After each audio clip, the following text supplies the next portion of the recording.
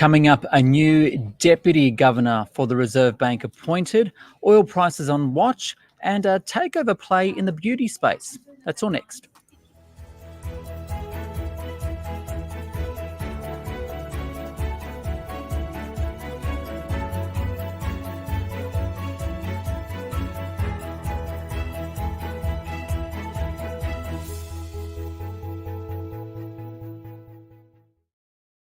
It is your daily 10-minute business and finance news wrap for this Monday, the 27th of November 2023. On market day, we'll speak with Alex Pikoulas from Harper Bernays. But first, two more changes at the Reserve Bank, where the federal government has tapped the Bank of England's Andrew Hauser to be the new Deputy Governor of the Reserve Bank of Australia from early 2024. For more, I spoke with Independent Economist Saul Eslake. Saul, what do we know about Andrew Hauser?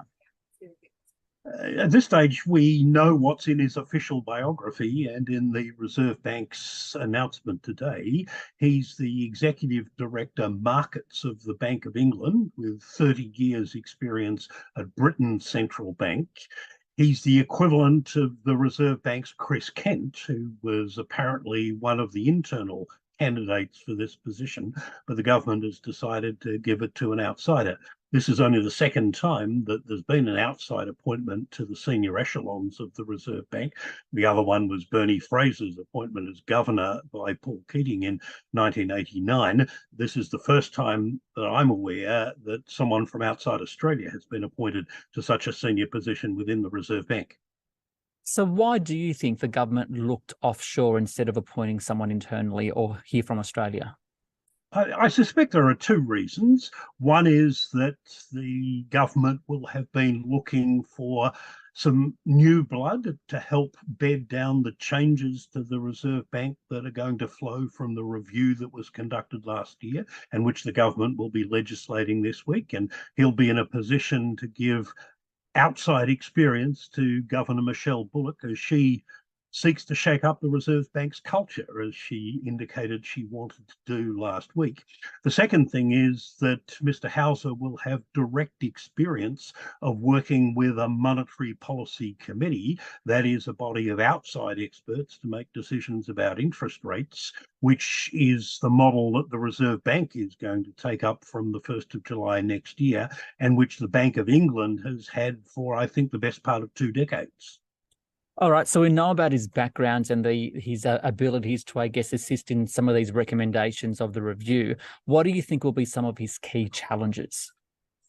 Well, an obvious key challenge for 2024 will be making judgments about whether further tightening of monetary policy is required in order to bring inflation down to the Reserve Bank's 2 to 3% target range, in accordance with the timetable that's been laid out by Governor Bullock, that is by the end of 2025. Now, in addition, of course, he will, with Governor Bullock, be bedding down the new method for setting monetary policy with an outside committee of experts that starts work from the 1st of July next year.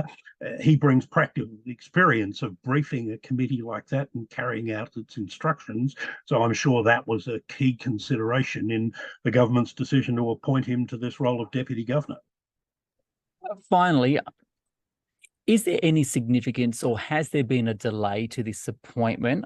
Or do you think there would be any, I guess, rumblings within the RBA in an external appointment, given that, for example, we saw Michelle Bullock move from deputy to governor quite quickly, and then we saw a few other resignations and moves within the RBA beforehand? Well, there have been some significant departures of senior experienced personnel from the Reserve Bank in recent years, including the former Deputy Governor Guy Debelle a couple of years ago, and more recently senior officials such as Lucy Ellis and Jonathan Chancellor, and as well as some people from slightly lower down the hierarchy. Now, they may have made their own judgments about their individual prospects of ultimately acceding to the most senior role and decided to do something else. But I wouldn't read anything particular into the fact that it took the government a few months to arrive at Mr. Hauser's nomination. And if they had made an in-principle decision to seek an external appointment, and particularly someone from outside Australia, it's understandable that it would have taken some time to identify the right candidate and to persuade him in this instance that he should move halfway across the world to take up this position. Saul Eslake there, Independent Economist. Now, Market Day on the SBS On The Money podcast. Let's take a look at the Australian share market now, which did close weaker. The S&P ASX 200 down 0.8% to 6,987. For more, I spoke with Alex Pikoulas, the Chief Investment Officer at Harper Bernays. Ricardo, yeah, look, I mean, the market actually opened up slightly this morning, but then it's faded throughout the course of the day. And it's really led the mining sector down. Miners are down around 1%. Iron ore and lithium prices are down, and there's a weak Chinese and Hong Kong market as well, both down about 1% today also. The consumer discretionary sector is also leading the market down. It's down about 1.3%. How much of a big deal do you think this delayed OPEC Plus meeting will be on Thursday? I think it was meant to happen last weekend, especially in the context of these lower oil prices we've seen lately. Yeah, so they've delayed the meeting because a couple of the small members are refusing to accept lower output quotas that the leaders are trying to enforce upon them. I think it is a really important meeting for oil markets. You've seen slower demand and higher non-OPEC supply lead to quite a big increase in oil inventories in the US over the last 6 weeks or so. And the International Energy Agency has come out and forecast that the market is likely to tip into surplus next year. So it's a very important meeting coming up. Those factors have led to oil prices falling from $95 a barrel down to 80. So I think OPEC are going to be looking to tighten the market again, and this meeting is a critical one to do that. Speaking of meetings, the Reserve Bank Board meeting next week. I know that the RBA today appointed a new Deputy Governor, or the federal government appointed a new Deputy Governor for the RBA. But what's the market now thinking will happen with interest rates, especially as we get the CPI indicator later this week? So, Ricardo, notwithstanding the fact that Michelle Bullock came out and talked quite tough last week around interest rates and said that inflation is increasingly homegrown and demand-driven, so that's very hawkish commentary there from Michelle Bullock, which would lead you to expect that the RBA are likely to increase rates. But notwithstanding that, the market is not pricing that.